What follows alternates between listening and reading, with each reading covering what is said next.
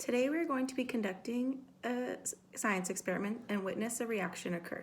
According to 5-PS1-4, it says to conduct an investigation to determine whether the mixing of two or more substances results in a new substance.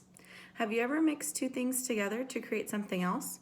For example, lemonade powder and water to create lemonade, or boiled water to create a gas? If you have done anything like this, which I'm sure you have, then you have seen this standard firsthand. Today we are going to see what happens when you mix baking soda and vinegar.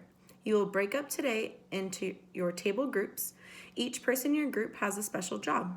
One to grab the correct measurements of materials, another to pour the vinegar into the bottle, another to put the baking soda into the balloon, and the last to attach the balloon to the water bottle while dumping the baking soda into the vinegar.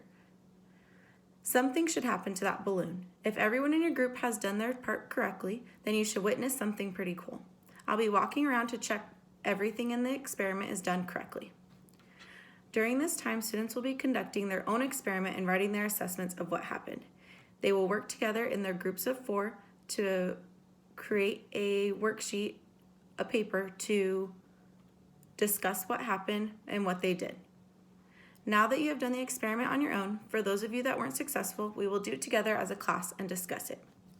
For video purposes, I have pre-measured out the ingredients. I measured half a cup of vinegar into a water bottle, and I have measured out 1 tablespoon of baking soda into a balloon.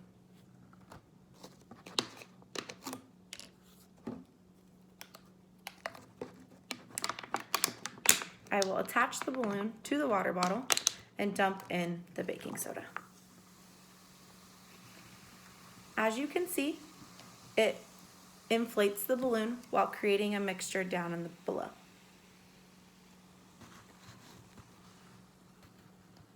Now that you have seen a reaction between the combination of these two substances, what do you think?